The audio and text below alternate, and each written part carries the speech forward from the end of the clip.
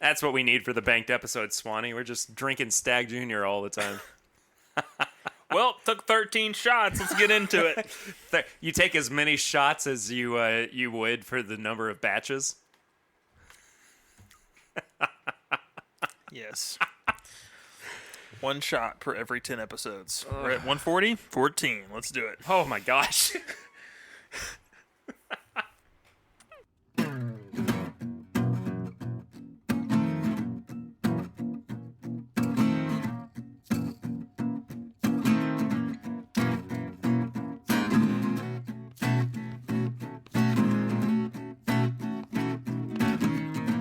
And start of episode. Here we go. Hello, everybody. Welcome to this week's episode of This Is My Bourbon Podcast. I am your host, Perry. With me, as usual, Swan. Oh, man. So, first off, welcome, everybody, to the show. We appreciate everybody who might be a new time listener or an old-time listener. And we appreciate you guys being here. This is banked for prior to me becoming a dad. So you are listening to this as I have a baby. So I might be editing this while I am holding said baby. And maybe I'm chugging some special reserve at the same time. Who's to say? I like the idea of your kid growing up and not knowing whether or not I'm legitimately a swan. Is he a bird in his free time? What's going on? I do like her calling you Uncle Swan, though. Fine with I think that's pretty great. Preferred, honestly. I think it's great. So I know that we have, we have had a habit in the past few months of doing news and all that. So we're not really going to be doing that during these banked episodes. We're just kind of be doing whatever. It's similar to how the show used to be, I feel like. It's not. It's going to be a little more loose, kind of reviewing and getting into Loose and some. Swanee. That's it. But also kind of getting into some topical stuff. So we've got a couple things with a lineup we're looking at tonight that just came out recently. Yeah. And by the time it hits your area, it may still be recent. Yeah, absolutely. And we are going to have a series of episodes coming out in the next few weeks as well that are going to be based around a whole line of products that have just been dropped on the community. The bourbon drinkers. Yeah, whatever, man. Yeah. I know that I'm going to be listening to this in a few weeks and going, you have no idea what you were in for. But mentally, I'm already like, I'm so tired. That's why with these banked episodes, at least with this one, we got to do a pre-game kind of. Oh, we did a pre-game practically. Yeah. We're warmed up. That's a good way to put That's it. a really good way. It's a nice, loose way of putting it, much like this episode's going to be. Exactly. You know what's not loose, though? What's that? Finding out what we've been drinking recently. So, Swan, what have you been drinking recently? Recently, I have actually been drinking, surprised, Knob Creek. But I've been getting into the wine-finished Bell Meats. You also recently did something that my brain is not making the connection. Oh, it was a blend. Yes. That involved Knob Creek. Yeah. I think it was 25% Knob Creek and then 75% Wild Turkey. Well, I thought it was Elijah Craig. It might have been Elijah Craig. Might have been Elijah Craig. You were on vacation when you told me that you had done that. I did, yeah. No, but I mean, I've just been playing around with some blends because I got a lot of good stuff in my house, and all of it I'd love to drink by itself. But just kind of playing around with some blends, seeing what I can maybe stretch a little further before I have to make a good trip to Liquor Bar. Yeah. All for it. You know what I would really like to do? We've talked about this before, but do a we try to kind of replicate finished bourbons. Yeah. By taking 2 ounces of, Turkey 101 or Elijah Craig or whatever and adding in 2 or 3 drops of a wine. We need to try that. We've been talking about it for a while, kind of nebulously. But I think that this is kind of the perfect time for it with the banked episodes. Yeah. So we've got a whiskey. I don't know if you can necessarily call it a bourbon that's done that. That came out in the past couple of years. so it'd be worth trying. The Basil Hayden Dark Rye. Yeah, that's right. Yeah, they've got That's right. two separate ryes, and then they actually, instead of doing a port finish, did a port blend. Yeah. So that'd be kind of fun just to use that as our base. And you can tell just by looking at the product. It is a really, really dark color. Yeah, for sure. We are coming off of peek behind the curtain, of course. The week that Swan came over for a live stream where we drank the Mahalo bourbon. Visible chills from Swan on that one. I'm not going to touch that with a 39.5-foot pole. But I've been kind of... I feel like I've been kind of boring for the most part, though, recently with what I've been drinking. Like Turkey 101, I've just kind of been laying back on, taking my anti-COVID medicine, anything over 120 proof. Mm-hmm. I got to be healthy for the baby. So, again, hopefully I'm healthy for the baby. Yeah. When everything comes to a head. I am excited, though, that you brought something over for me to get a sample of. I did, which yes. is going to be my hospital room drink. Brought 2 somethings. Oh, you did. That's right. I need to find another something from 2017. Yeah. I collected real heavy in 2017, and then it was like, I need to stop. I need to calm down. That's when the Bourbon Finder was really, like, at its peak, I feel like. Yeah, that's when you could, like, text me and it's like, hey, can you find this? I was like, oh, I've got 3 in my house. Here you go. And I was like, sorry, it's already there. But, yeah, you brought over the E.H. Taylor Barrel Proof from 2017. So I'm excited to get a sample of that. And hopefully during baby times, I enjoyed it. I really don't know. I've never banked an episode knowingly like this. Yeah. Like I've always recorded, especially earlier on in the show, I was recording as much content as I could and just like saving it up. And if I needed it, I would throw it out there. But I never had the foresight to be like, I'm going to do this and it's going to be for a reason. So here I am. Yeah. Also, I apologize. Patreon is not getting the pregame chats or the last call lounge for a little bit. I'm going to try to put out some bonus episodes, though, that might have been lacking over the past few months. So you'll definitely still get that. But we aren't going to be doing the normal content releases. I doubt I'm even going to be able to do my live stream on Thursday nights for a little while. But I do look forward to those all starting back up eventually. Absolutely. I think that does it for what we've been drinking recently. You wanna do this cool little flight that we've got planned? Absolutely. Let's get started. I think what we should do is go ahead and pour all 4 of them up so we can compare them. Oh, okay. Gotcha. If you don't mind. No, that's all good. So I'll go ahead and pour 2 of them, and you pour the other 2, just so we can get a good little head start. I'm excited about this. I am too. This is something that I have not really seen anybody do before. This is the full lineup of Rebel products from Lux Row. So this is all wheated bourbon, really varying in proof from 80 to 113. This will be 3, right? Yes, that will be number 3. 2 of the products are going to be 100 proof. 1 is going to be 80, and the final one is going to be 113, as I had just said. So it's not a blind flight necessarily.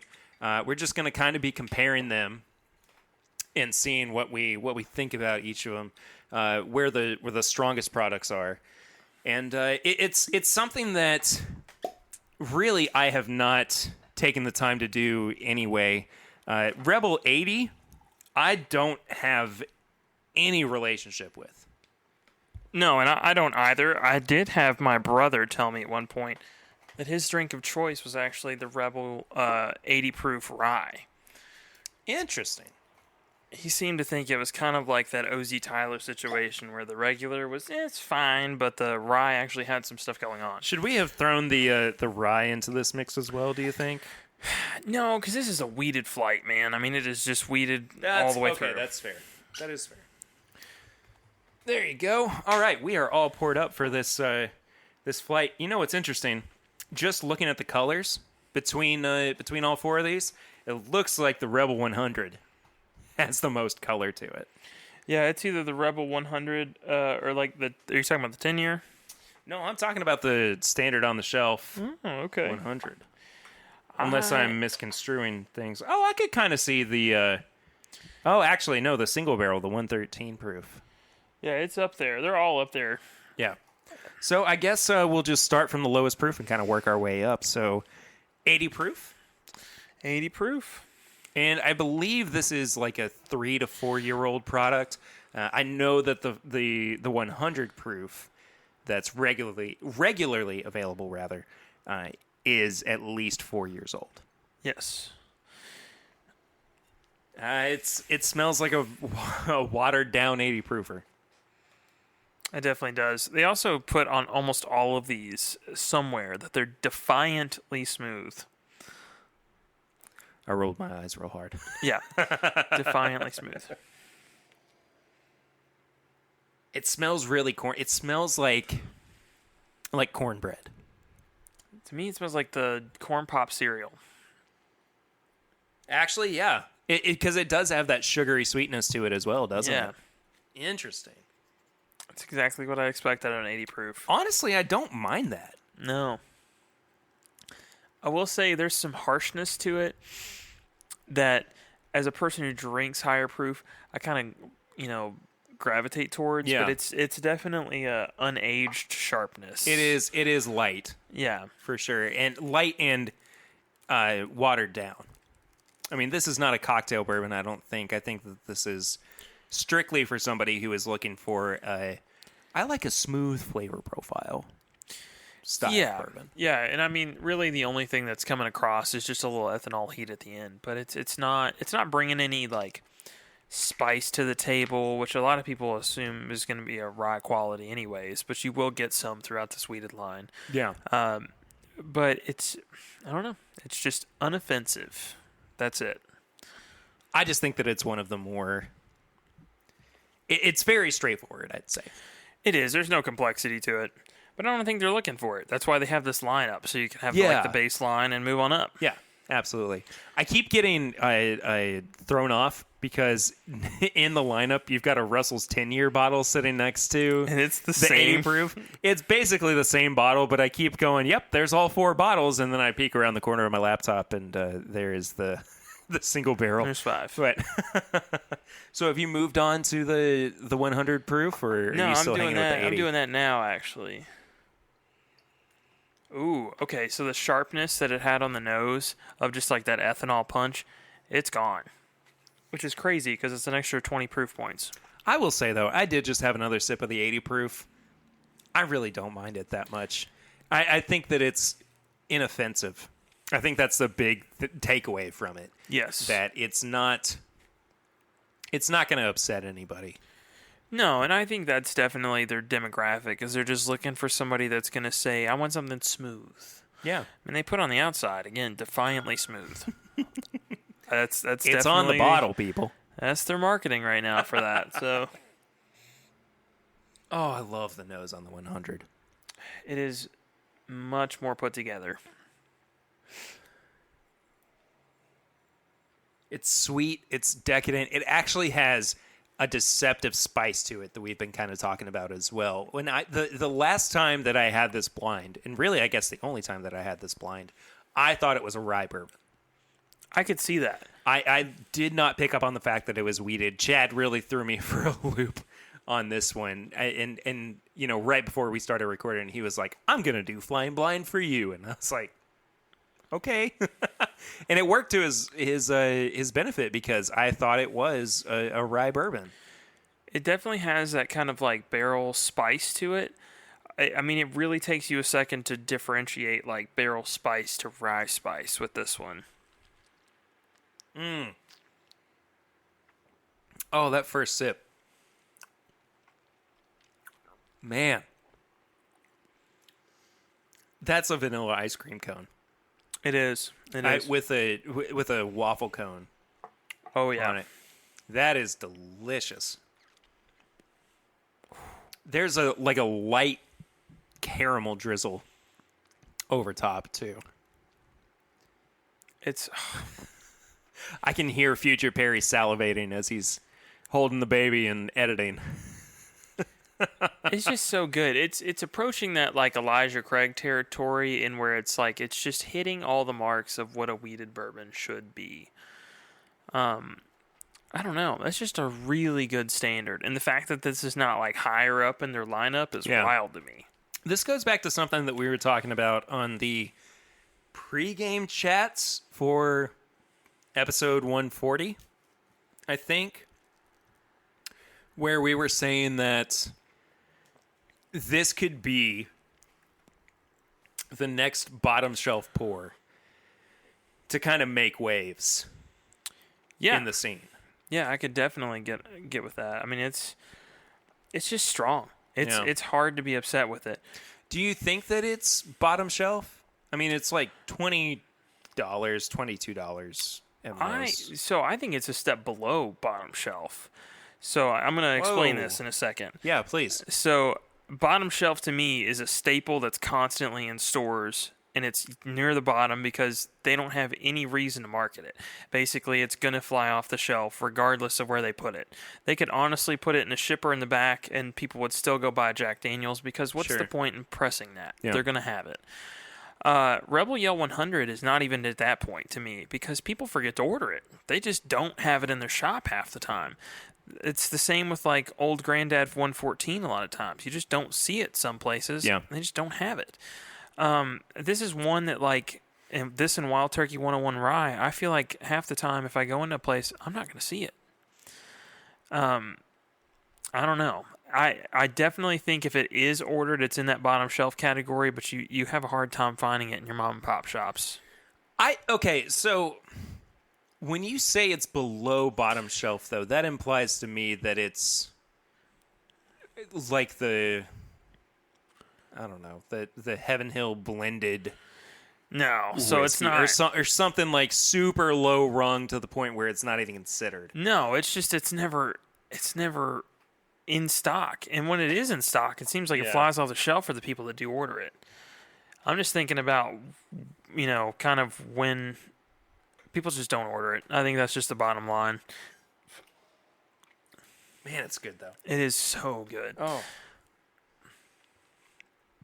It's a hard contender for one of the most underrated bourbons of all time. Mm-hmm. I think people just are full on sleeping on this one. But at the same time, I don't know. I feel like it could totally blow up here in the near future as long as we stop getting YouTube videos that say avoid this bourbon at all costs. Yeah. Yeah. I will say I just had some Weller the other night, just the regular 90 proof green label. Special reserve? Yeah. This is significantly better. You want to do something? Yeah. Because I actually have a handle sitting out. You do? Right there. I literally do. I would not mind having that as a control, too. Sure. Just not necessarily something. I mean, yeah, it could be something to compare it to, but just something to kind of understand what the market is based around. Because I feel like this is a product of Weller blowing up. I think so. Yeah. Or at least slightly in response to it. Yeah, no, absolutely. I think, honestly, what's going to make some of these so hard to find is because people have just gravitated so heavily to the Weller line, and they are making a line of wheated bourbons. Yeah, so I'm going to go grab a couple of Glencairns. I'll be right back. All right, through the magic of editing or foresight or whatever you want to call it, no time has passed for you, those of you who are listening to the show at the moment, because I stopped the recording. And now we have a little control with the Weller Special Reserve. And that corniness going back to the 80 proof is apparent. Oh, yeah. 100%. It still smells like Frosted Cheerios to me, too. Mm-hmm. Oh, I'm so on board with the 100 proof Rebel Yell being better than Weller Special Reserve. What's strange is it's very much a middle ground between the 80 proof and the 100 for me. And I know that it's a middle ground in proof, but just as far as quality goes as well, it's very much a middle ground. Oh. Yeah, okay, I'm on board. Yeah. I can't deny it. I think that Rebel 100 has way more flavor than Special Reserve does. It does, yeah. And I mean, the age has got to be comparable. Yeah. I don't know. I think it's a better product. Maybe people should start hunting this down. Maybe we should not ruin the secret. Yeah. Maybe we're doing that right now by recording this podcast, Swan. Just magic of editing. Take that out. Nope. No editing. Well, some editing, but little to no editing. Small amount of editing. So little I don't even know that it's happening because I'm sleep deprived. There you go. Oh, but the 10-year. Oh, that nose is beautiful. But the 10-year, yes. But the 10-year. So this is probably the hardest to find out of the Rebel Yell products. Oh, it absolutely is. Yeah, and this one is from 2018. You can find this at the distillery at Lux Row. Yes. I mean, I saw it 2 weekends ago when I was there. Mm-hmm. So I'm assuming that, they keep it in stock fairly regularly, but still, it's $100 a bottle. It is, yeah. And the only reason that we did this one next is because this is the same proof as the Rebel 100. And it's significantly better as far as the nose goes.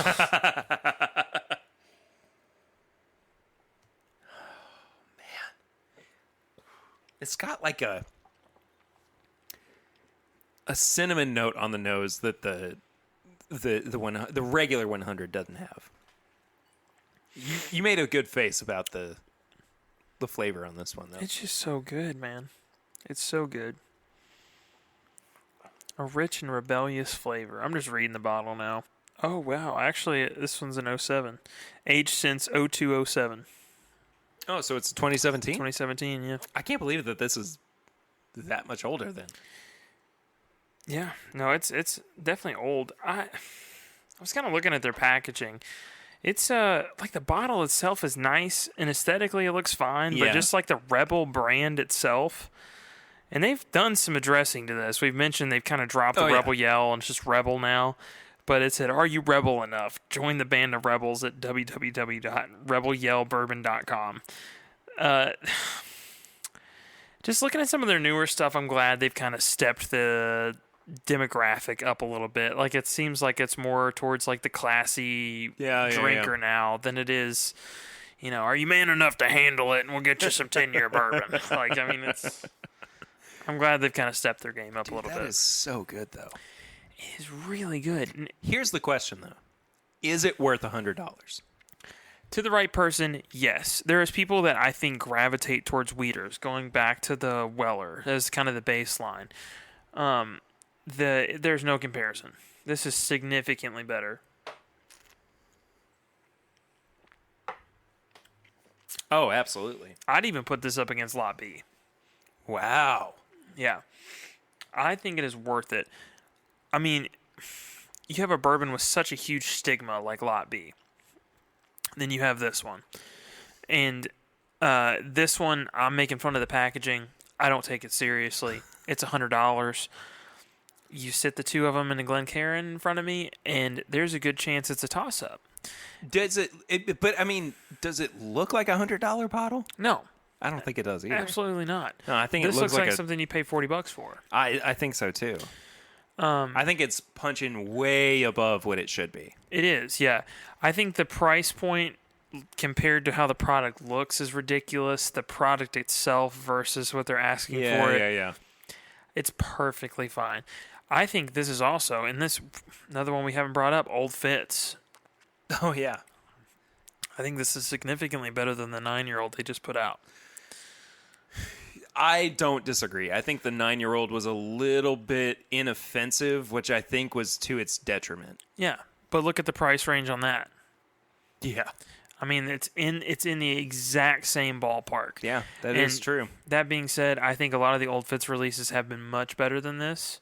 That just last 9 years, it's not up to par with the Rebel Yell. Do you think I'll offend anybody if I blend 50-50 with Special Reserve in this 10-year? No, I got plenty of it, man. If you mess it up, I can get you some more.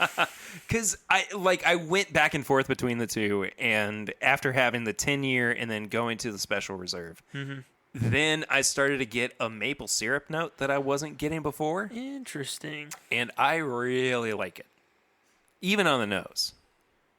Do you see where I'm kind of coming from? I can kind of see what you're saying. There's kind of like a sugary sweetness that's like, I don't know, very oak heavy. Yeah. And the only way that really happens in nature, I guess, is maple syrup. So I get it. Yeah, I'm gonna do it eventually. Now is not exactly the time, but I will get there. It's just so strong. I will say this is the very adult. So we went from like the Rebel Yell, which is like what you have in college. Yeah. It's just some potential, shooting whiskey. And then also it's like, I'm broke. They didn't have any Wild Turkey 101. I'll grab that. It's there. And then you've got the 100 proof, which is just an everyday good drinker. You put that in your decanter. You tell somebody it's something fancy. They believe you. You move on with your life. This is something you keep in your private stock. The 10-year. Oh yeah, absolutely. I keep it and literally bring it out anytime Curtis is like, man, I've been having a rough week at work. He was just talking about that recently too, how he was drinking on some of the sample that you gave him. Yeah, well, we'll get him a refill. Yeah. So they've definitely progressed in their line. This last one is also a single barrel. It's also a single barrel, but it's brand new. Yeah. And we talked about them kind of having some more grown-up packaging coming out. Yeah. This bottle is beautiful. I love this bottle. I think that they really have kind of evolved to the point where it stands out a little bit more. I know that the label itself does kind of blend in with the bourbon that's inside the bottle.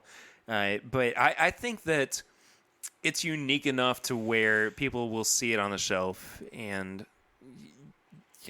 be interested in at least finding out what's in there. Yeah. It's the same bottle shape as the 10-year single barrel. It just looks so grown up compared to some of the other ones. Oh my gosh. So this one's the Rebel Distillers Collection Bourbon Whiskey. And as far as I know, all of these are going to be single barrel picks. So yeah, this one's from Liquor Barn number 2 is what it's called. Smell this. Tell me that you do not get smoked brisket. Oh, 100%. Yeah, like a dry rub brisket. You even get like the charcoal on it too. Yeah. I mean, it smells like a charcoal. No smoked propane. Brisket. No propane. But definitely charcoal. Hank Hill's going to be so mad at you. I know. Coming for you, Hank Hill. Propane accessories. Get out of here. No, this is just so like meaty. It's got tobacco on the nose too. Yeah, it's not even the whole meal. This is just the brisket. This is the main course. Mm-hmm. Oh man, it's a really complex nose. It's definitely something that I would not get on a weeder in any other instance.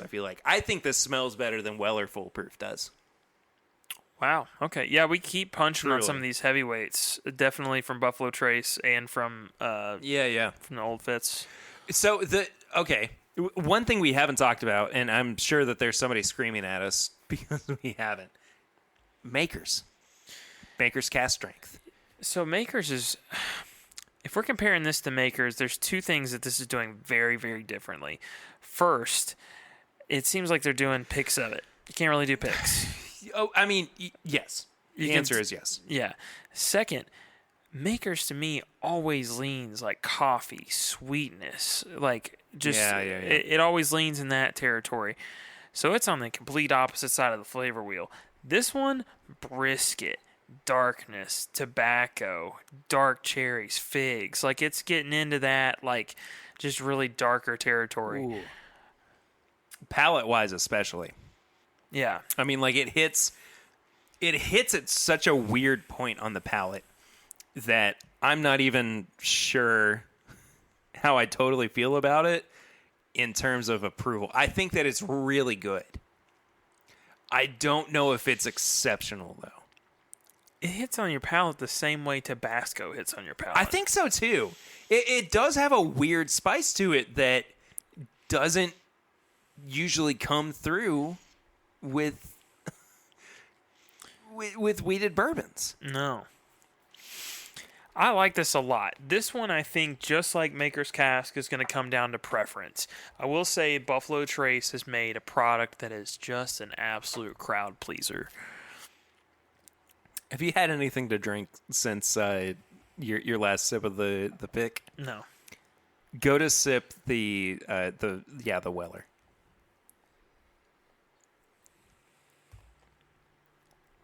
Get out of town. Up front, I get this butterscotch pie note. Yeah. It's bizarre. I mean, like it's almost like blending these together would do something totally different than just having them on their own. Yeah, I agree. Oh my gosh, if we had all of these at cask strength, or just at least just one general cask strength blend, that would be incredible. Yeah. Oh. I mean, there's not a bourbon in existence I wouldn't like to try cask strength right out of the barrel. I'll be honest with you. Even if it's just sat in the barrel for 5 minutes. Sure. I'm gonna try some Mahalo bourbon. Hello, Mahalo. Right out of the barrel. Was that just hello? Yeah. Hello, Mahalo. You know what we haven't done yet, since we've gone up in proof, is gone back to the 80 proofer. I took a small little whiff of it. It is corny now. I see. It smells like corn water. Yeah. I mean, like if you boil corn. It's getting a little moonshiny. Like to me. Yeah, it definitely is. And it tastes like it too. Yeah. So I really think that there's a steady progression up until you hit the 10-year versus the Distiller's Collection. Mm-hmm. I don't know, even proof hounds I think would agree that, like in my opinion, the 10-year is better. I do like the 10-year. I just want to see the 10-year at higher than 100 proof. Yeah, I think so too. I when you brought it over too, I was really surprised that it was at 100 proof. For some reason, I thought that it was at like 90.4 or something like that. No, that's Michter's 10. Michter's 10 comes in right at 90.4. Oh, okay. For whatever reason, I always get those two confused in my head. Yeah, I don't know why it is. But two great bourbons to get mixed up. I'm not going to disagree with you. If you had to pick a favorite out of these, what would you gravitate towards? I would go with the Distiller's Collection. It's a hard pick for me between the 10-year and the Distillers. I think that you almost have to approach it like the what is it you do for yearbooks? Like you vote on different categories.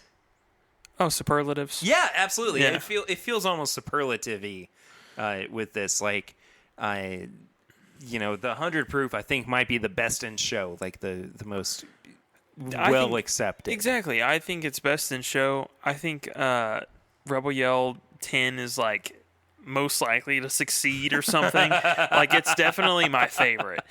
But the last one, I'm going to come up with its own superlative.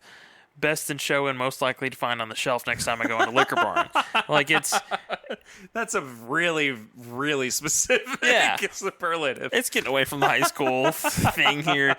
But that's the thing. This was $36. Yeah. The likelihood of me finding this as a pick at Liquor Barn, Total Wine, just somewhere big enough to do a pick. Yeah. These and their other expression, the Ezra Brooks that they just put out. You're gonna find them on the shelf. What's the 80 proof though? 80 proof? I don't know. Most likely to wind up in their mother's basement.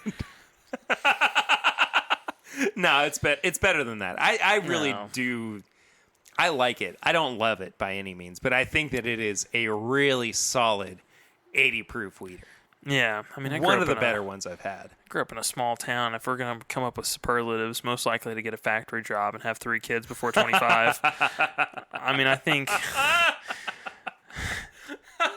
I can't disagree with but that. But again, though, that's a very specific superlative. You've got those in your small towns. Those people don't do bad in life, though. You know, I mean, they make decent money. Yeah, they do fine. True. Just like this bourbon, they do fine. Yeah, they just do fine. They hang in there. Yeah, they're just along for the ride. Exactly. I think I'm over the idea of blending specific ones together. I think I'm just going to do a big old Rebel Yell blend. Yes, sir. This is just something that we normally do when this is my bourbon podcast. Things we've had, we just kind of, throw them all together. I'm going to throw the Weller in there too. All right. I mean, I don't see why not. So, I'm going to ask this question as well. What Sure. do you think's missing from their lineup right now? I think a mid-proofer, like a 90 proof, I think would be really nice to see. Even as we get into the hundreds, I think a 107 or something like that could be totally acceptable. But also, 113 really is not that high in proof if you're comparing it to other products on the market. I know that wheaters typically will go into the barrel a little bit lower proof than rye bourbons do. So it makes sense that it's not as high of a proof as, say, like a 1792 full proof or even a Weller full proof. Yeah. But I think that a cask strength wheater above 120 would be really exciting and really fun to look at. See, I think like a heavy char or like a toasted barrel. Oh yeah, would be heavy. Interesting. I would really like to try a heavy char wheater. Yeah. I don't know what that would even look like. I don't either, but I remember seeing like that heavy char rye that Parker's Heritage came out with, just being obscenely dark. Which was my. I keep going back to it. I have to forget that that's a thing because it's just so amazing. I finished my sample a while ago. Yeah. And it, like, retrospectively, I feel like it was my favorite whiskey of 2020. Or, excuse me, 2019, even though I named Four Roses Small Batch the best. Well, and that's kind of taking our point system into consideration. Yeah.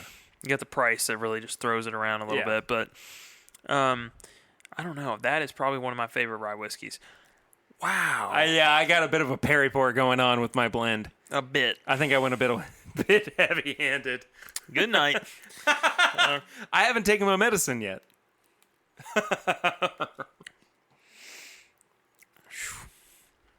This whole lineup's good. That's a good blend, though. This whole lineup's good. Yeah, you know what? I don't have a problem with any of this. I don't either. I think if you just lopped off the regular Rebel Yell, and you took everything else into consideration, these are accessible.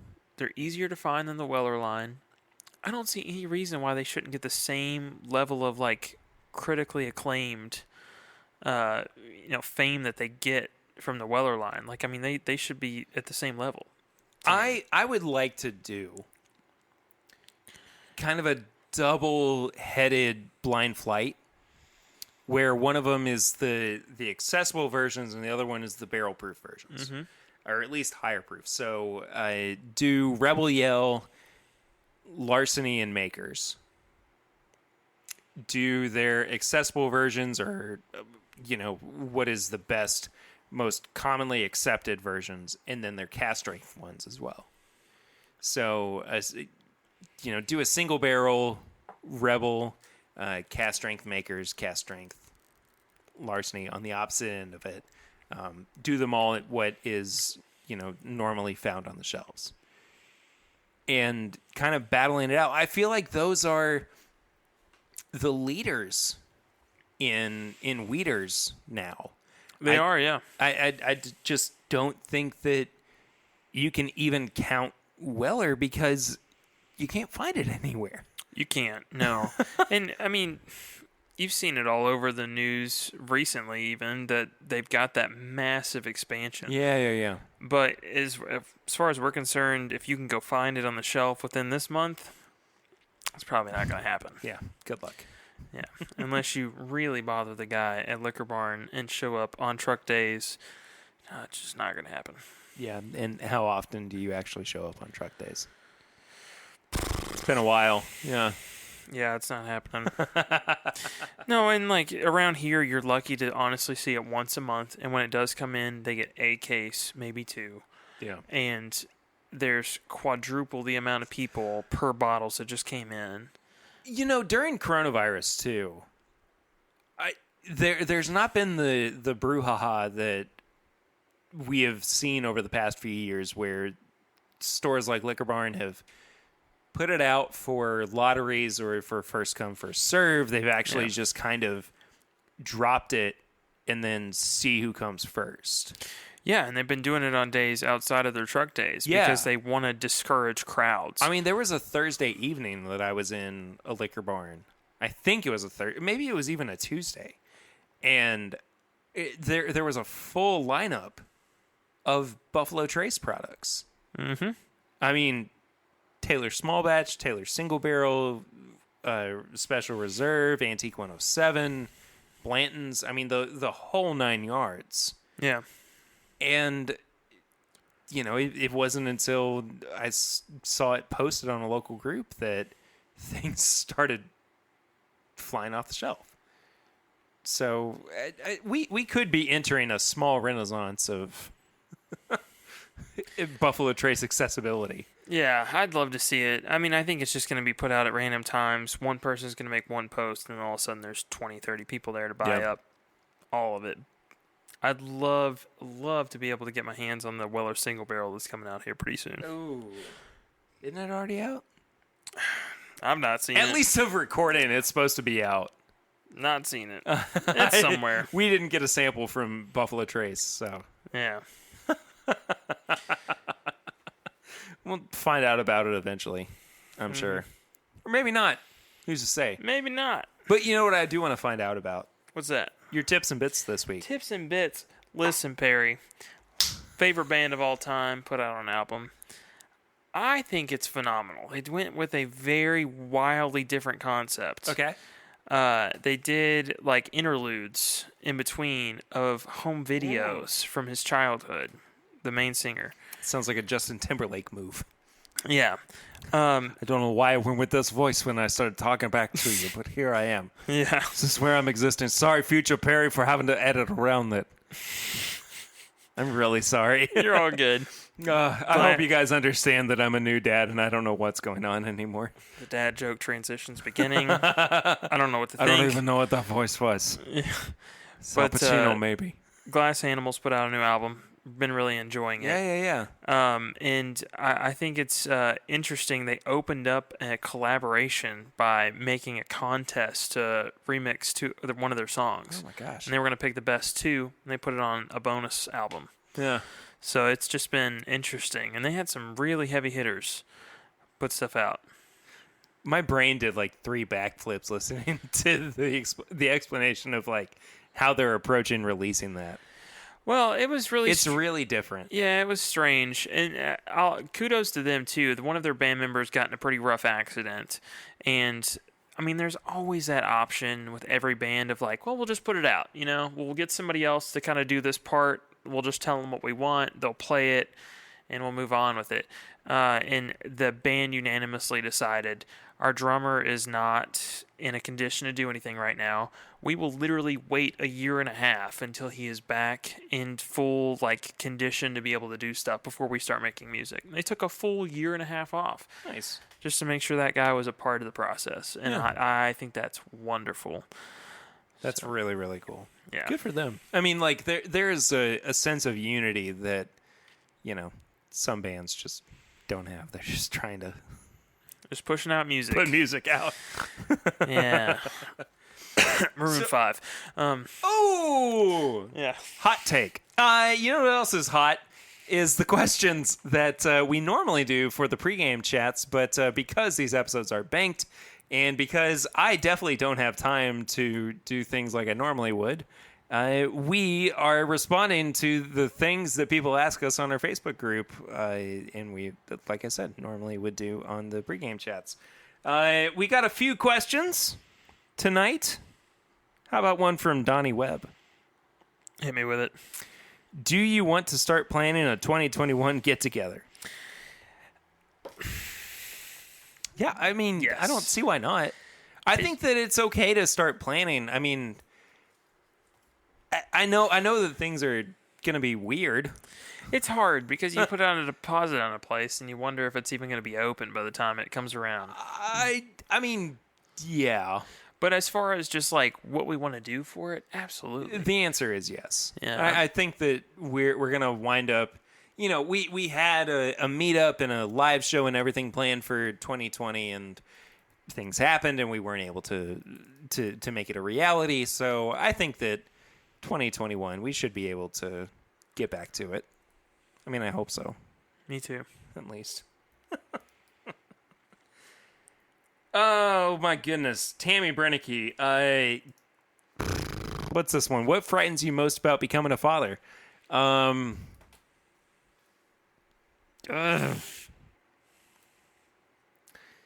This is a tough one. I can't believe I'm getting into this on the episode. Making sure that she knows that it's okay to be vulnerable, I guess. Yeah, that's a good one. Telling her that you should be allowed to feel things and that you can have conversations about the way that you feel. You know, Yeah. I think that there's a really broad brushstroke that gets cast over relationships where, you know, things are very face value, or the way that you have to approach relationships are, you know, this is my life and that's your life, but also, you know, I don't want to burden you with anything. And I spent a lot of my life ignoring anxiety and depression. And it took a lot of therapy for me to understand that it was okay for me to feel those things. But what can we do to move past them? Right?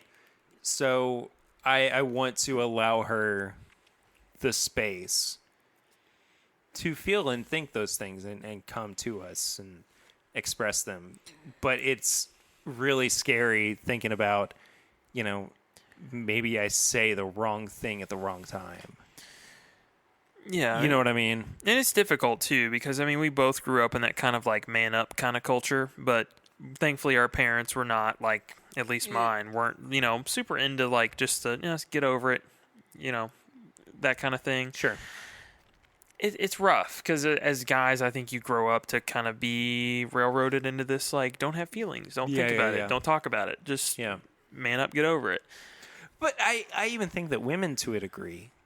Oh, yeah. Suck it up. Get over it. Like, it's hard. Exactly. I mean, when you look at the way that women have to respond to even just giving birth and then returning to a normal life in terms of their career, I mean, it's a very strange... I can't even think of the word, but it's really, really weird how we try to empower women in this culture, but then we turn around and say, well, you've got to accept the benefits that have been offered to you, or the options that have been awarded to you, or whatever. I know I'm slightly rambling. I'm sorry. I apologize. But I think that we have to allow everybody to, you know, feel and express themselves. Yeah. In the ways that they should. Am I making any sense? Yeah, just give people the space to be able to feel and Yeah, think exactly. instead of kind of give them the suggestive, like, this is what you should think. Yeah, I think I started on something and I definitely lost it along the way. I apologize. So it's been a long night. I don't know what's happening here anymore. We're just answering questions. How about another question? Bill Robarge, what is your dream car and what would the bourbon equivalent to that be? I got two. I'm a big car guy. I'm really not, but I have a car that I love. You go first. I love an old school Thunderbird. Okay, gotcha. That like real tight grill with the like you look at it from head on and it looks like it's got eyes and a mouth that's going, you know. I love those cars. I think they're so cool looking. Yeah, and it's not even like I would get really tired of it really quickly. Oh, yeah. No, Like- it's definitely one of those you keep in your garage and you pull out every other weekend to drive around. I don't even know if I would do that. Really? Like, I don't even have a dream car where I'm like, this is my baby. I just, it's not something that I have that much of an interest in. I know you are into cars, though. I am. I actually owned my dream car for a little bit and I had to sell it. But, Oh, that's right. yeah, I had a 2006 Jeep Unlimited. So for a while, Jeep didn't make the 4 doors. They made 2 doors. Right. And from 2004 to 2006, they made one that was 11 inches longer than the original that they put out. And I don't know what it was. The proportions of it just looked right. It just looked mean. It was cool. Bigger tires, lifted it, loved it, absolutely babied the thing, and really enjoyed it. And I also am a fan of just ridiculous vehicles. I love cars that should never have existed. And the main one, That Tesla and this truck? this is the one I'm going to okay. make a bourbon comparison to. And you can look this up. You're going to find it like the ugliest vehicle you've ever seen in your doing it. life. It's called an Isuzu Via-Cross. Isuzu Via-Cross. And it is the ugliest little off-road vehicle that they made back in the 90s and early 2000s. And It looks like a tennis shoe. I just love it. Oh, it's pretty good in yellow. Yeah, and it's just the ugliest thing, man. But I honestly think if I was going to make a bourbon comparison to it, it would be like this Rebel Yell, where it just looks ridiculous. But apparently they're super fun to drive. Yeah. They're just ridiculous looking. They're the pinnacle of the 90s with ugly red interior. It's pretty rough looking, man. That's It's got fake teeth on the front grill. But I don't know, man. It's one of those things. It's like, it's so ugly. I kind of love it, yeah. Perry's looking at it like, oh, I don't know about that. I'm kind of over it. Yeah. Let's jump back to questions, though. Don Nishida, what is the scariest movie you ever saw, and how old were you at the time? Wizard of Oz. I was 5. Whoa! Terrified of it. Do you still hate it? No. But like at the time, terrified. Okay, fair enough. There is a movie. I cannot remember what the name of it was. It was a scary movie, and the twist was that the people who moved into the house were the ghosts all along. Oh, I have no idea. And it was right after my first grandparent died. My grandmother passed away, and the family brought in this medium who looked just like her. And Wow. it was brutal. I mean, I could not sleep for a few nights. I was like, I got home from it and I was crying, and my parents were like, "What is happening?" And I just straight up was like, "I hate this. I hate everything." You know. Anyway, I can't remember what that movie was called. Somebody please let us know in the comments or tweet us at MyBourbonPod. Something. I don't know. Please let us know. I was also about 14 at the time, I think. I can't remember for sure. Anyway, I think that does it for this week's episode. These banked ones are they're going to be something. It's going to be interesting. They're going to be dumbed down a little bit, But I mean, hey, that's fine. It's definitely how we used to do episodes. Yeah. I mean, we had a great lineup this week. I remember when we first did episodes, it was like, do we have to go buy stuff for this? I mean, and some of this we already had, which is great. Yeah, absolutely. So, thank you all so much for listening to this week's episode. Swan, where can people find you on social media? I'm at My Bourbon Finder on Instagram and Facebook. And I am at PRitter1492 on all social media channels. You can find the show itself at My Bourbon Pod on Instagram, Facebook, and Twitter. You can leave us a 5-star rating and review on the iTunes podcast app or wherever you listen to the show, if they do allow that to happen. You can find all of our apparel and merchandise at bourbonshop.threadless.com. If you want to mask up, help out your neighbor, make sure that they're safe, and make sure that you are safe as well, you can get a mask with the logo of the podcast on it, as well as some of our other designs. You can just head to bourbonshop.threadless.com, and it's all right there. I normally go live on Thursday nights at youtube.com/This Is My Bourbon Podcast at 8:30 p.m. That might have changed by the time this episode goes out. I honestly have no idea at this point. I mean, I could be so sleep deprived that, I'm just staring into the computer, and what you are hearing is just... So... Swan's checking his phone. He's checked out. Oh, no, I just like the idea of this episode coming out unedited because you listen to it and you're like, it's not that bad. Just post it. No, I mean, at this point, who's to say? I don't even really know. I've never had a kid. You've never had a kid. We don't know what's going on. Yeah, we're going to find out here real soon. You can send us questions or comments to thisismybourbonshop@gmail.com. We'll read out your little mailbag question thing here on the show. You can also become a patron of the show at patreon.com/mybourbonpodcast for as little as $1 a month. At $5 a month, you get bonus content like our pregame chats and our last call lounge, which usually happen every week, but unfortunately, as I am trying to adjust to baby life, they are not available as of right now, but they will be again here soon. But we also have to thank one of our patrons of the show before we get out of here, and that patron this week is Joseph Brazo.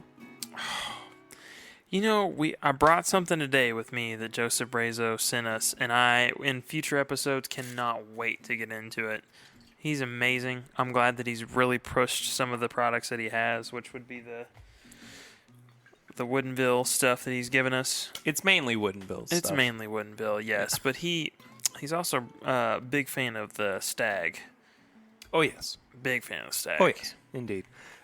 Joseph has been a patron since 2018, and Joseph, thank you so much, as you always have, for keeping the show going, and everybody who supports the show on patreon.com/mybourbonpodcast. You guys you're just the best. That's it. So I think that does it for this week's banked episode where we really had no idea what was happening. That's pretty normal for me. I'm glad you know what's going on most of the time. I try to really keep the show together. And I'm going to continue to do that next week. But until then, I'm Perry. And I'm Swan. And this is My Bourbon Podcast.